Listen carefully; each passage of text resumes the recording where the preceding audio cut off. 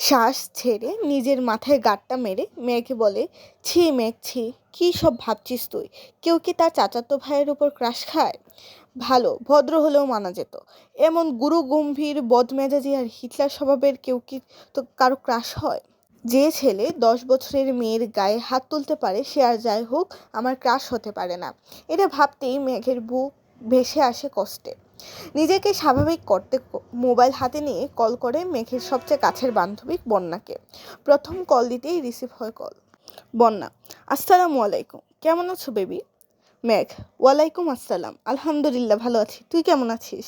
বন্যা: হঠাৎ আমার স্মরণ করার কোনো স্পেশাল কারণ আছে? তোর তো আবার ভাঙা ফোন ঠাস ঠুস বন্ধ হয়ে যাবে। মেঘ রাগান্বিত স্বরে এক প্রকার হুঙ্কার দিয়ে বলে, তুই আজ কোচিংয়ে আসিসনি কেন? কি যে একটা মিস করেছিস? বন্যা: কি মিস করেছি বলে ফেলো বান্ধবী। মেঘ: এখন বললে কি আর সেই ফিলটা পাবি নাকি আজব? বন্যা: আরে বেবি বলো তুমি, কাল শুক্রবার কোচিং বন্ধ, আবার দেখা হবে রবিবারে, ততদিন সহ্য হবে না, বলে ফেলো প্লিজ। মেঘ: আমার হাতে এখন আইফোন 13 প্রো ম্যাক্স। মেঘের কথা বন্যা এক বিন্দুও বিশ্বাস করেনি। হেসে উড়িয়ে দিয়ে বলছে, একটু পর বলবি 14 প্রো ম্যাক্স কিনতে যাচ্ছিস। যাকে তার ভাই একটা আধা ভাঙ্গা ফোন দিয়েছে ব্যবহারের জন্য, দিনে 100 বার বন্ধ হয়ে যায়, তার হাতে নাকি আইফোন। তুই কি ঘুম থেকে স্বপ্ন দেখে উঠলি নাকি? মেঘের উৎফুল্ল মেজাজ আচমকাই বিগড়ে গেল। অভিমানী স্বরে বলল, কাল আবির ভাই আসছেন বিদেশ থেকে, উনিই নিয়ে এসছেন আমার জন্য। বন্যা: তাই বল, না হয় তোর যে ভাই সে তোকে এই জীবনে ফোন কিনে দিত না। তোর বাবা দিতে চাইলেও সে আছাড় মেরে ভেঙে ফেলতো। ওয়েট ওয়েট, এই আবির ভাইটা কে রে, যে তোকে ছোটবেলা মেরেছিল সে? মেঘ মুখ কালো করে উত্তর দিল, হ্যাঁ আমার চাচাতো ভাই। বন্যা: তা তোর প্রতি এত মায়া হলো কিভাবে ওনার? মেঘ: জানি না, শোন তোকে কি বলি। বন্যা: হ্যাঁ বল। মেঘ: আসলে আজকে বিকালে আবির ভাইয়াকে দেখে ছোটোখাটো একটা শখ খেয়েছি। বন্যা: মানে? মেঘ: কি সুদর্শন চেহারা, দারুণ স্টাইল, লুক আর অগোছালো চুল দেখে আমার মনটা এলোমেলো হয়ে গেছে। আমি মনে হয় ওনার উপর ক্রাশ খেয়েছি।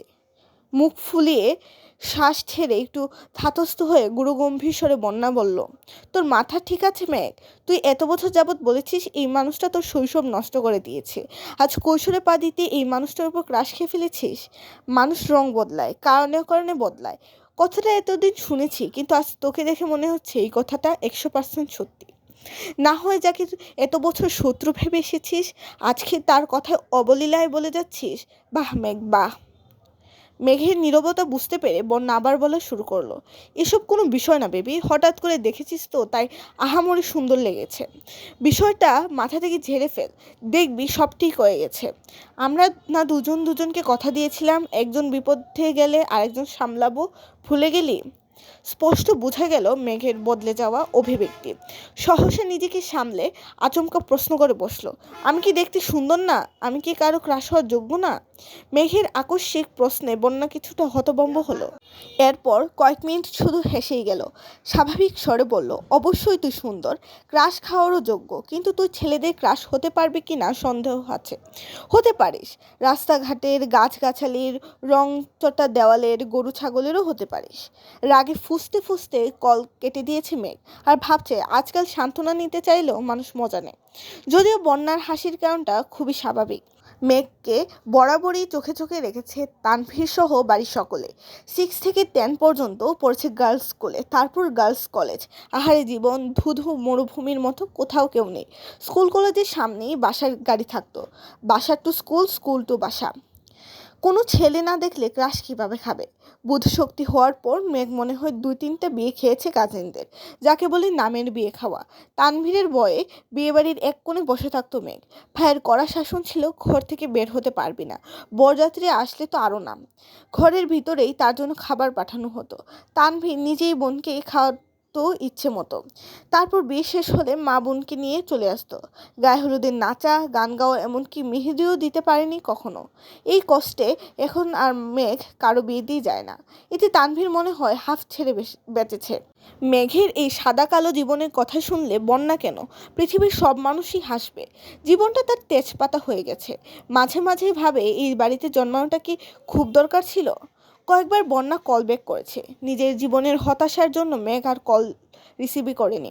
বান্ধবীকে রাগ দেখিয়ে কি হবে? জীবন যেখানে যেমন তা মানতেই হবে। মেঘের বেস্ট ফ্রেন্ড হওয়ার খুশারত দিতে হচ্ছে বন্যাকেও। মেঘের সাথে সাথে বন্যাকেও চোখে চোখে রাখে তানবীর। কথায় আছে সঙ্গদোষে লোহা বাসে। সঙ্গ খারাপ হলে মেঘও খারাপ হবে।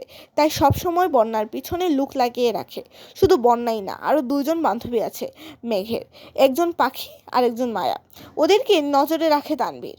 বোনকে সব দিক থেকে প্রোটেক্ট করাই যেন তার প্রথম এবং প্রধান কাজ।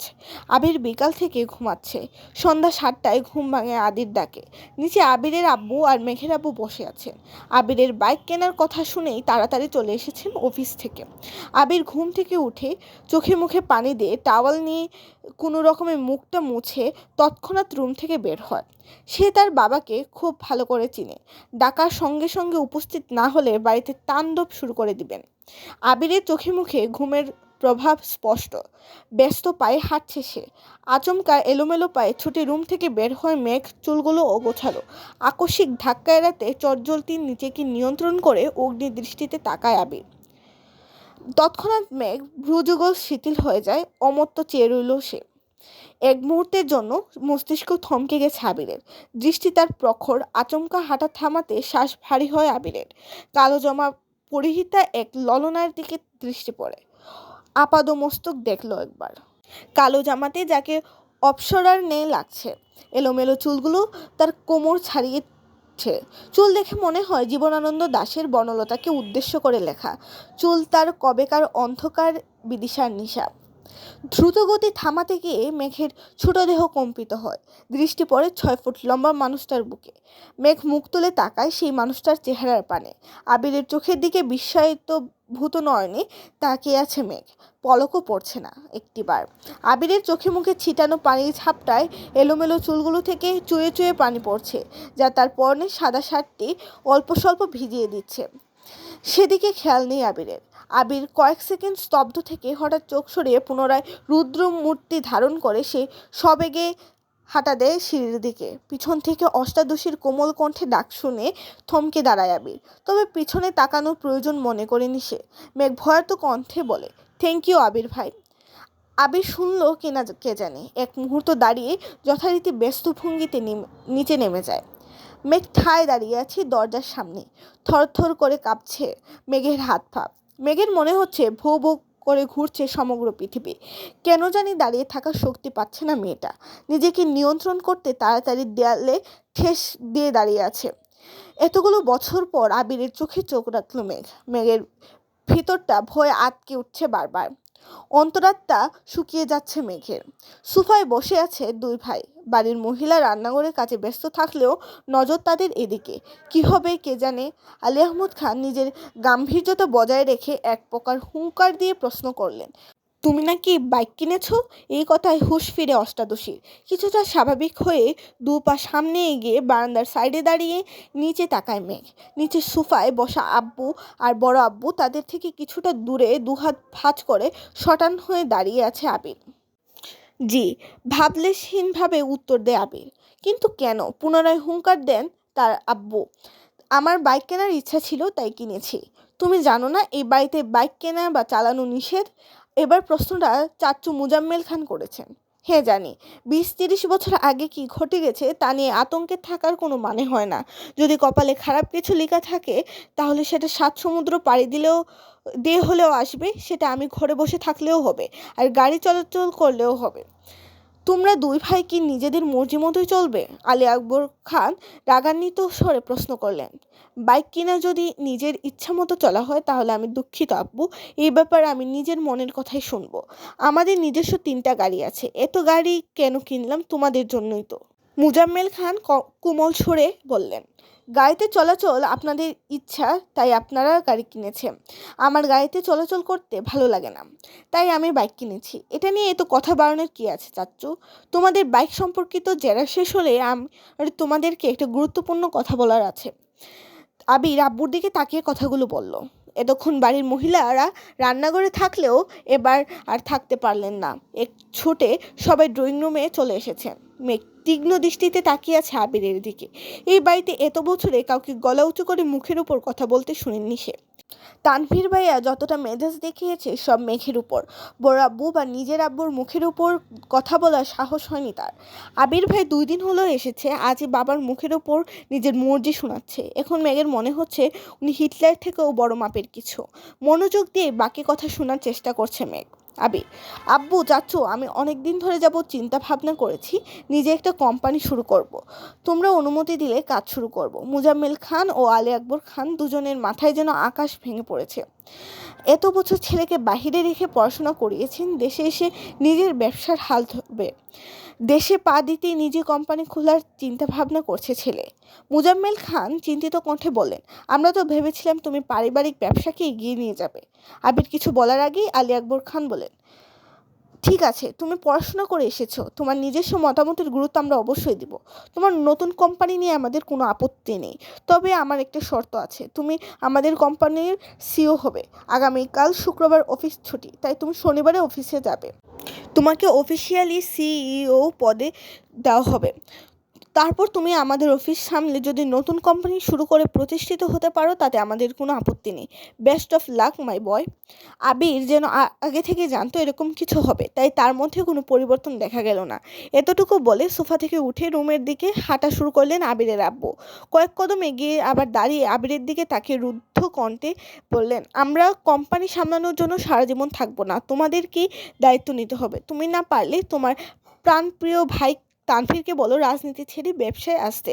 তারপর তুমি তোমার মতো নিজে কোম্পানি খুলতে থাকো। আবির চোয়াল শক্ত করে বাবার দিকে তাকিয়ে বলে উঠল, তানভীর রাজনীতিই করবে, ওর মাথায় ব্যবসা ঢোকানোর কোনো দরকার নেই। শনিবারই অফিসে আসবো আমি। আমি একাই সব দিক থেকেই সামলাতে পারবো। তোমরা দয়া করে তানভীরকে মুক্তি দাও, নিজের মতো করে রাজনীতিটা করতে দাও ওকে।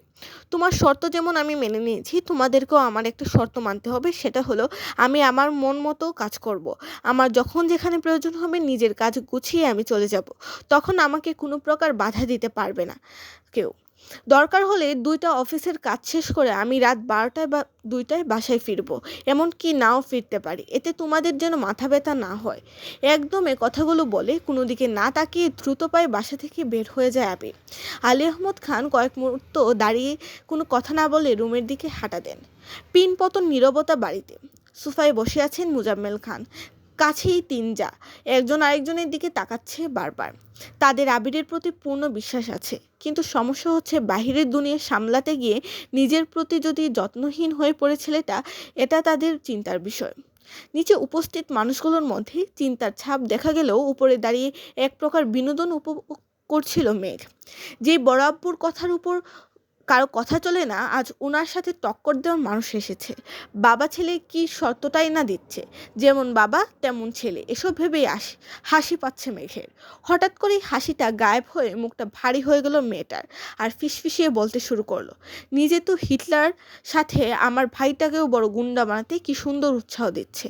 এত বছর ভাইয়ের জ্বালায় জীবন তেজপাতা, এখন আবার আরেকজনের আবির্ভাব হলো। কপালটাই খারাপ আমার। এখন নিচে যাওয়ার পরিস্থিতি নেই, তাই বিড়বিড় করতে করতে রুমে ঢুকতে যাবে, হঠাৎ চোখে পড়ে আবির ভাইয়ের রুমের দিকে। একরাশ হতাশা নিয়ে রুম ঢুকে যায় মেঘ। বাবা মাকে ছেড়ে আলাদা রুমে থাকলে খুব স্বাধীনতা পাবে ভাবে নিচতলা থেকে উপরতলায় চলে এসেছিল মেঘ। আবির ভাই বিদেশ যাওয়াতে কোনো চিন্তাই ছিল না, কিন্তু মেঘ আসার 15 দিনের মাথায় তানভীর ও মেঘের পাশের রুমে চলে আসে জিনিসপত্র নিয়ে। সিঁড়ি দিয়ে সোজা উঠতেই তানভীরের রুম, বোনকে পাহারা দিতেই মূলত এই রুমে আসা। তানভীর যতক্ষণ রুমে থাকে ততক্ষণ নিজের রুমের দরজাটা খুলে রাখে। মেঘ সিঁড়ি দিয়ে দৌড়ে উঠতে গেলেও ভাইয়ের কথা ভেবে আস্তে ধীরে ওঠানামা করে। বর্তমানে মেঘের অবস্থা নাজেহাল, কারণ তার এক পাশে আবির ভাই এর রুম, আরেক পাশে তানভীর ভাইয়ের। তানভীর ভাইয়ের পরের রুমটা মিমের জন্য ঠিকঠাক করা হচ্ছে, কিছুদিন পর থেকে মিমও উপরে থাকবে। কিন্তু তাতে কি, ভাইয়ের ঘর ডিঙিয়ে মিমের রুম পর্যন্ত যেতে পারবে কি না সন্দেহ আছে। রাত 10টার উপরে বাজে, সবাই খাওয়া দাওয়া শেষ করে যার যার রুমে চলে গেছে। আবির এখনও বাড়ি ফেরেনি। মালিহা খান সোফায় বসে অপেক্ষা করছেন ছেলের জন্য। 10-15 মিনিট পর বাড়িতে ঢুকলেন আবির আর তানভীর। মাকে বসে থাকতে দেখে কিছুটা রাগান্বিত হলো ছেলে। আম্মু, তুমি আমার জন্য এভাবে রাত জেগে বসে থেকো না প্লিজ, আমি নিজের মতো করে খেয়ে নেব। তোর বউ আসলে আমি আর অপেক্ষা করব না তোর জন্য, সহসা উত্তর দিলেন মালিহা খান। বড়াম্মুর কথা শুনে সশব্দে হেসে ওঠে তানভীর। আবির ঘাড় ঘুরিয়ে তাকায় তানভীরের দিকে। সঙ্গে সঙ্গে তানভীর হাসি থামিয়ে ফেলে। নিঃশব্দে হাসছে সে। তানভীর বরাবরই ভীতু প্রকৃতির। বাহিরে যতই শক্তপোক্ত থাকুক না কেন, বাবা চাচা আর ভাইয়ের সামনে সে যেন ভেজা বেড়াল। এতদিন যত কাজই থাকতো, ছেলেটা 8টা-9টার মধ্যে বাড়ি এসে সবার সাথে খেতে বসতো। কিন্তু আবির ফেরাতে টাইম শিডিউলে কিছুটা পরিবর্তন হয়েছে ছেলেটার।